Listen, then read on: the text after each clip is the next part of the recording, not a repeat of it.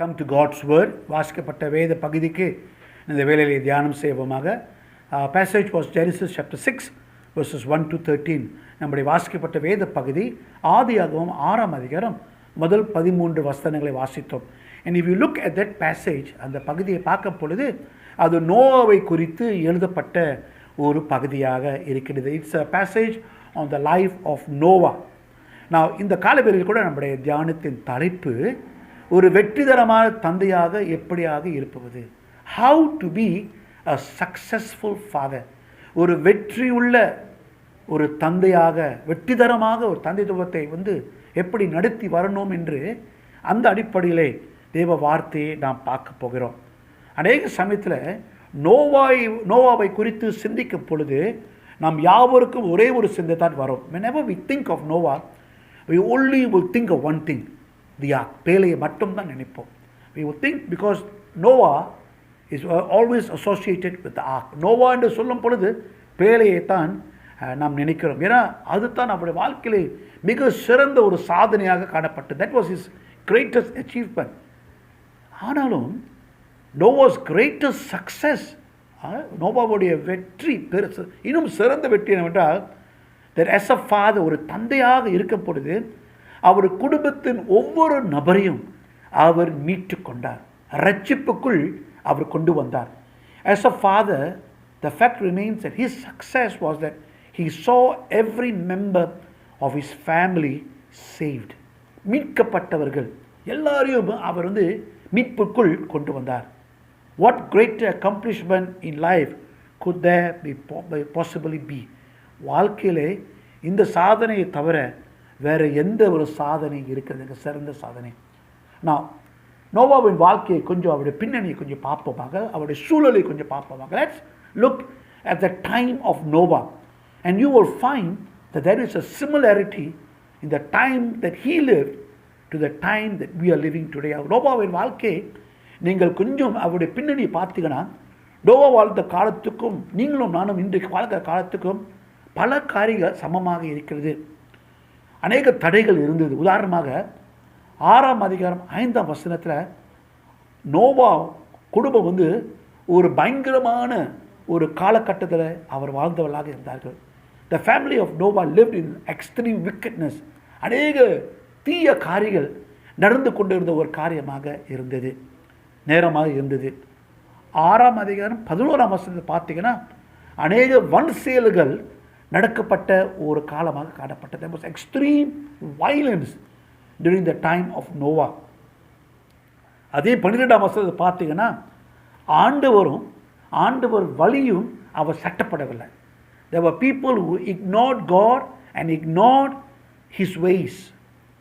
அதே சமயத்தில் 17ஆம் வசனத்தை நீங்கள் பார்த்தீங்கன்னா ஆண்டவருடைய நியாய தீர்ப்பு அந்த மக்கள் மேல் வர ரெடியாக இருந்தது, ஆயத்தம் நேரமாக இருந்தது. If you look at verse 17, you will look at the impending judgment. Judgment was going to come on the people during the time of Noah. அப்போ நோவா வாழ்ந்த காலத்தும் நம்ம இருக்கிற காலத்துக்கு சில சம்பவங்கள் இருக்குதுங்க. நீங்களும் நானும் ஒரு அக்கறம் நிறைந்த நாட்களாக வாழ்கிறோம். அநேக வன் செயல்கள் நடக்கிற காலமாக இருக்கின்றோம். அநேக பேருக்கு தேவனை நினைத்து தேவனை பார்த்து வாழாமல் இருக்கின்றார்கள். அநேகர் ஆண்டவர் நியாய தீர்ப்புக்காக காத்திருக்கிற ஒரு காலமாக இருக்குது. அப்படிப்பட்ட ஒரு காலத்தில் கூட நோவா ஆண்டவருக்காக வாழ்ந்த ஒரு மனுஷன். அவருடைய குடும்ப வாழ்க்கையிலே ஒரு வெற்றியை காண்கின்றோம். We see a success in Noah's life. So what was his secret? அவருடைய ரகசியம் என்ன? இப்படிப்பட்ட ஒரு காலகட்டத்தில் எவ்விதமாக வெற்றிகரமாக அவர் வாழ்ந்து வந்தார்? In a time like that, how could Noah be successful? 3 காரியங்கள் சீக்கிரமாக உங்களோடு கூட பகிர்ந்து கொண்டு நான் கடந்து செல்ல ஆசைப்படுகிறேன். 8ஆம் 9ஆம் வசனத்தை பாருங்கள். Look at verse 8 and verse 9. The Bible says Noah walked with God. ஆண்டவரோடு கூட சஞ்சலித்தார் என்று நாம் வாசிக்கின்றோம். நோவா ஒரு நீதிமானாக காணப்பட்டார். He was a just man. He was a righteous man. Okay? இந்த நோவா ஒரு நீதிமான் என்று சொல்லும் பொழுது நீதிமானாக இருந்ததுனால அவர் நற்கிரிகள் செய்ததுனால நீதிமானாக இல்லை. அவர் நீதிமானாக இருந்ததுனால நற்கிரியைகளை அவர் செய்தவராக காணப்பட்டார். You see, Noah was not righteous because he did good works. He was righteous. Because he was righteous, he was able to do good works. அவர் நீதிமானா இருந்ததுனால நற்கிரியைகளை செய்தவராக காணப்பட்டார்.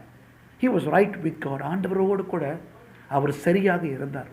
ஆண்டவரோடு கூட ஆண்டவருக்கு அவருக்கு உறவு ஒரு சரியான உறவாக இருந்தது. He was right in the sight of God. ஆண்டவர் முன்பாக அவர் நீதிமான என்று எண்ணப்பட்டார். ஒரு ஒழுங்கான ஒரு ஒப்பு கொடுக்கப்பட்ட ஒரு வாழ்க்கை. Noah was perfect. He was upright. அவர் நேர்மையானவராக காணப்பட்டார். Now, இந்த நேர்மை இந்த வார்த்தைக்கு என்ன பொருள்னா, நோவாவுக்கும் ஆண்டவருக்கும் உறவு இருந்ததுனால அந்த உறவுக்கு ஏற்றபடி அவர் வாழ்ந்து வந்தார். See, Noah had a relationship with God, and because of that relationship, Noah lived up to the expectations of God. ஆண்டவர் என்னத்தை எதிர்பார்த்தாரோ அதுக்கு ஏற்றபடி அவர் வாழ்ந்து வந்தார். அதான் வேதம் சொல்கிறது, அவர் தேவனோடு கூட சஞ்சலித்தார், தேவனோடு கூட நடந்தார். He walked with God, the Bible says. His walk was a consistent walk. அவர் தொடர்ந்து ஆண்டவரோடு கூட உறவு கொண்டு தொடர்ந்து நடந்து வந்தவராக இருந்தார். அந்த கேள்வி இதுதான், where did Noah learn this? இந்த தேவனோடு கூட சஞ்சலித்து தேவனோடு கூட நடந்து வரணும் என்று அவர் எங்கே படித்தார்? It is interesting. If you look at Genesis chapter 5, verse 28 and 29, ஆதியாகமம் 5ஆம் அதிகாரம் 28, 29 வசனத்தை நீங்கள் பார்த்தீங்கன்னா, he learned it from his father Lamech. அவருடைய தந்தையார் லாமேக்கிலிருந்து அவர் படித்து கொண்டார். Now, who did Lamech learn it from? Lamech learned it from his father Methuselah. லாமேக் யாரிடம் என்று அதை படித்து கொண்டார்? லாமேக்குடைய தந்தையார் மெத்துசலா என்று படித்து கொண்டார். And who did Methuselah learn this from? இந்த காரியம் மெத்துசலா யாரிடம் படித்து கொண்டார்? அவருடைய தந்தை ஈனோக் என்று அவரிடம் படித்து கொண்டார். So you see a generation learning from one another. ஒரு தலைமுறை ஒருவரோடு கூட படித்துக் கொள்கிறதை நாம் பார்க்கின்றோம். It is so important that we teach our children and grandchildren to trust the Lord and walk in His ways. நம்முடைய பிள்ளைகளுக்கும் நம்முடைய பேர பிள்ளைகளுக்கும் கர்த்தரின் நம்பிக்கையாக மட்டும் இல்லை, கர்த்தரின் வழிகளை தொடர்ந்து நடக்க வேண்டும் என்று கற்றுக் கொடுக்க வேண்டியதாக இருக்கிறது. As a father, I am saved by grace. ஒரு தந்தையாக இருக்கும் பொழுது கிருபையால் நான் ரட்சிக்கப்பட்டேன். I must learn to live a clean life. ஒரு பரிசுத்தமான சுத்தமான வாழ்க்கையை நான் வாழ்ந்து வர கற்றுக்கொள்ளணும். அதே சமயத்தில் என் அன்றாட ஜீவியத்தில் தொடர்ந்து ஆண்டவரோடு கூட சஞ்சலிக்கிற வாழ்க்கையை இருக்க வேண்டும். And my friends, that is the greatest accomplishment I can ever have in my life. அதுதான் மிக சிறந்த ஒரு சாதனை என் வாழ்க்கையிலே. அப்போ கேள்வி, இந்த தந்தையார் தின காலை வேளையில் கூட on this Father's Day morning, a question that I ask myself is, as a father, am I walking with the Lord? ஒரு தந்தையாக இருக்கிறது நான் கூட என்னையை பார்த்து கேட்குற ஒரு கேள்வி, நான் ஆண்டவரோடு கூட சஞ்சலித்து வருகிறேனா? am I walking with God? ரெண்டாவதாக 2 பேதுரு 2ஆம் அதிகாரம் 5ஆம் வசனத்தை எடுத்துக்கொள்ளுங்கள். Turn with me to 2 Peter chapter 2 and verse 5. 2 Peter chapter 2 and verse 5. 2 பேதுரு 2ஆம் அதிகாரம் 5ஆம் வசனம். Take that verse. அந்த வசனத்தை எடுத்துக்கொள்ளுங்கள். இந்த வசனத்தை எடுத்துக்கொள்ளும் பொழுது நோவாவை பற்றி அங்கே வாசிக்கிறோம். We read about Noah there. Noah ரெண்டாவதாக மற்றவரிடம் அவர் சாட்சி கொடுத்தவராக காணப்பட்டார். Noah witness to others. மற்றவர்களுக்கு அவர் சாட்சியாக இருந்தார். ஏன்னா வசனம் சொல்லுது, அவர் நீதியின் பிரசங்கியாக காணப்பட்டார். He was the preacher of righteousness. ஆண்டவர் நீதியை பற்றி அவர் பிரசங்கித்தார். அவர் வாழ்ந்தார். வாழ்ந்தது மட்டுமில்லை, அதன் பற்றி அவர் பேசினவராக அவர் காணப்பட்டார். He not only lived or walked with God, he also witnessed for God. அவர் மிகவும் சஞ்சலித்தது மட்டுமில்லை, ஆண்டவருக்காக அவர் சாட்சி சொன்னார். இந்த பேழையை கட்டும் பொழுது ஓகே யெகோவா என்ன செஞ்சு கொண்டிருந்தார்? மக்களிடம் ஆண்டவரின் நியாய தீர்ப்பை பற்றி சொல்லிக்கொண்டே இருந்தவராக காணப்பட்டார். As Noah was building the ark, he was telling the people around him that the end was coming. அவர் சாட்சி சொல்லிக்கொண்டே இருந்தார். தப்பிக்கிற வழியை அவர் சொல்லிக்கொண்டே இருந்தார். He was telling them the way to escape. If righteousness describes Noah standing before God, then blamelessness describes his conduct before people. அவர் ஆண்டவர் முன்பாக நீதிமானாக என்று அழைக்கப்பட்டார் என்றால், அவர் குற்றம் இல்லாத ஒரு மனுஷன் மக்களின் மத்தியிலே அவர் காணப்பட்டவராக இருக்கின்றார். He was blameless. Noah was a blameless man. அதனால பாவம் செய்யலைன்னு சொல்லலை. Even though he was blameless, I'm not telling you that he was sinless. Only Jesus is sinless. இயேசு கிறிஸ்து ஒருவர் மட்டும்தான் பாவத்தை அறியாதவர், பாவத்தை செய்யாதவர். இயேசு கிறிஸ்து ஒருவர் மட்டும்தான். ஆனால் நோவா குற்றம் சாட்டப்படாத ஒரு மனுஷனாக வாழ்ந்து வந்தார். அதோடைய அர்த்தம் என்னங்க? The word means to live in integrity, unblemished, whole. அவர் ஒரு நேர்மையான வாழ்க்கையை வாழ்ந்து வந்தார். கரைப்பட்ட வாழ்க்கையை அவர் வாழவில்லை. கரை இல்லாமல் ஒரு வாழ்க்கையை அவர் வாழ்ந்தார். Noah's conduct was such that his neighbors could not find fault with him. நோவாவுடைய வாழ்க்கையின் முறைகள் நடத்தை ஐலாண்டுகள் பக்கத்தில் இருக்கிறவர்களை பார்த்து அவன் மேலே ஒரு குறையும் கண்டுபிடிக்க முடியாத ஒரு வாழ்க்கை. பிலிப்பியர் 2 அதிகாரம் 14-15. Philippians chapter 2 verse 14 and 15. You read about this there. ஆண்டவர் கண்கள் முன்பாக அவர் கிருபை பெற்றார். He found grace in the eyes of the Lord. அதனாலே ஆண்டவர் அவரை கடத்தியும் அவருக்கு வேண்டிய ஆசீர்வாதங்களை யாவற்றையும் ஆண்டவர் தந்தார். And for him that was order and comfort. நம் ஆண்டவர் கண்களிலிருந்து தயவு பெறுவதே போதும் என்று அவர் சொன்னவர். God made more praises and recognition to Noah than he did for the rest of the world. அந்த காலகட்டத்தில் நோவாவை குறித்து ஆண்டவர் புகழ்ந்து பாராட்டினார். This made him greater and more honorable than all who were mighty, all men of renown. பாருங்க, நோவாவை பற்றி ஆண்டவர் விதமாக புகழ்ந்து பேசப்பட்ட பொழுது அவர் மிக சிறந்தவராக அவர் காணப்பட்டார். அதுவே நம்முடைய வாஞ்சியாக இருக்க வேண்டும். அதுவே நம்முடைய ஆசையாக இருக்க வேண்டும். Let that be our greatest ambition, to find grace in the eyes of God. அதுவே நம்முடைய வாஞ்சி, அதுவே நம்முடைய லட்சியமாக இருக்கட்டும். ஆண்டவர் கண்கள் முன்பாக தயவு பெற, ஆண்டவர் கண்கள் முன்பாக கிருபை பெற நம்முடைய வாழ்க்கை லட்சியமாக இருக்கட்டும். Let be our ambition. Let our work be accepted by God. ஆண்டவர் நம்ம எது செய்தாலும் அது யாவற்றும் ஆண்டவர் அங்கீகரிக்க வேண்டும் என்று அவ்விதமாக நாம் ஆசைப்படுவோமாக.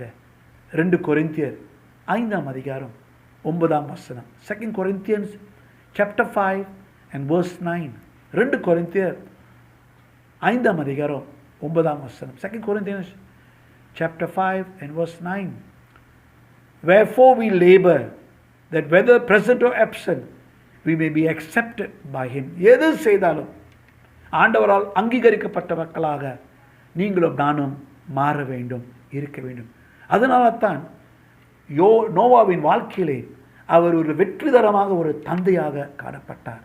அவருடைய வாழ்க்கையை அவர் சாட்சியாக வாழ்ந்து வந்தார். He lived a life of witness. மூன்றாவதாக கடைசியாக ஆதியாகமம் 7 அதிகாரம் முதல் 2 வசனங்களை பாருங்கள். Look at Genesis chapter 7 verse 1 and 2. ஆதியாகமம் 7 அதிகாரம் முதல் 2 வசனங்களை பாருங்கள்.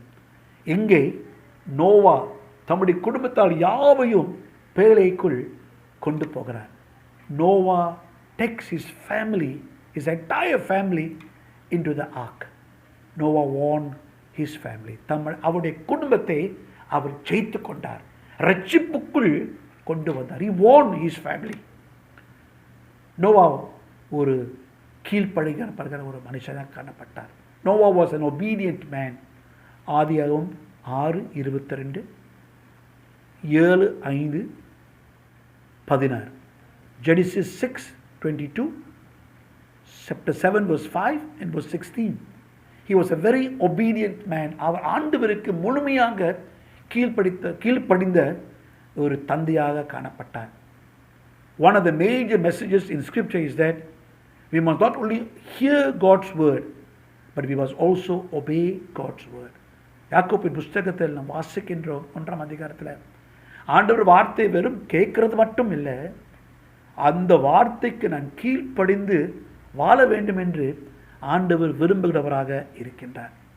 நோவா விதமாக செய்தார். Noah not only heard the word of God, he obeyed the word of God. ஆண்டவர் வார்த்தை கேட்கறது மட்டும் இல்லை, அவரது வார்த்தைக்கு கீழ்ப்படிந்தார். Because Noah was obedient to the Lord, his house was not destroyed when the storm came.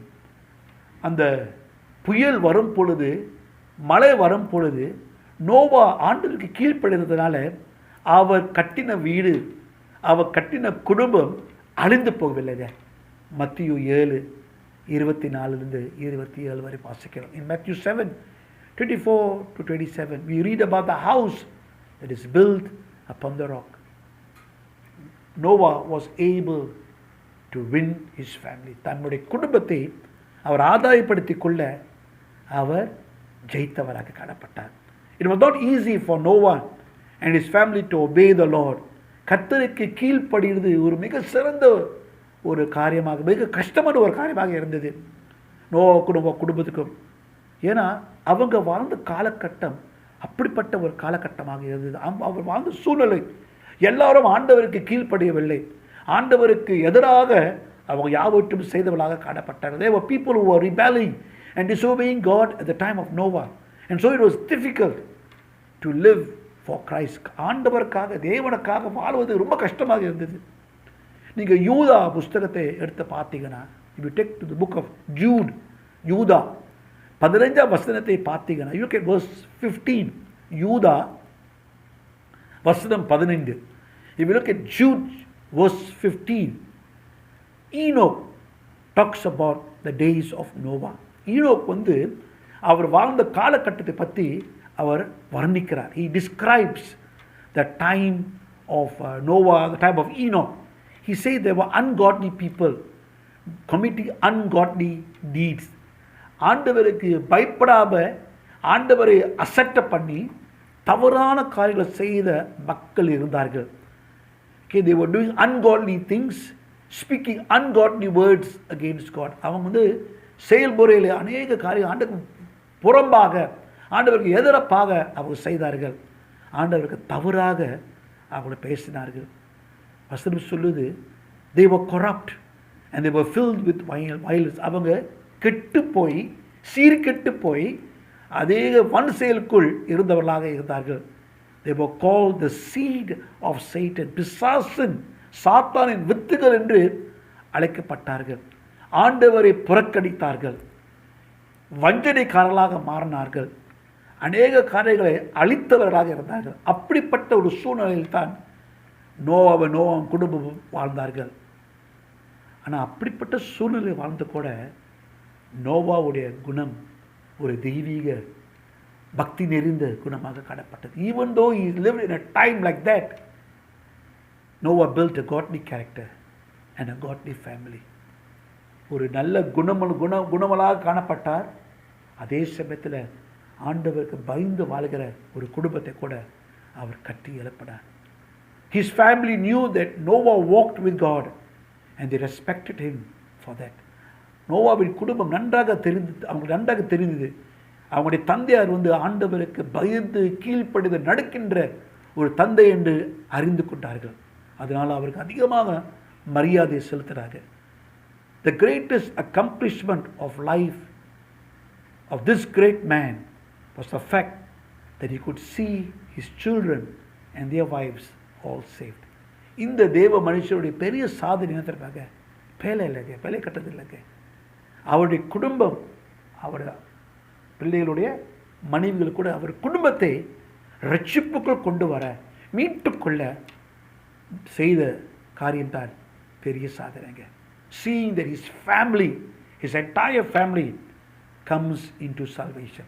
அதுதாங்க பெரிய சாதனை. நானும் என் வீட்டாரும் கர்த்தரை சேவிப்போம். அப்படிப்பட்ட ஒரு அனுபவம் நம் யாவருக்கும் இருக்க வேண்டும். You may not leave your family a large inheritance. நம்முடைய குடும்பத்துக்கு ஒரு பெரிய சுதந்திரத்தை விட்டு செல்ல நம்மளால் முடியாமல் இருக்கலாம்.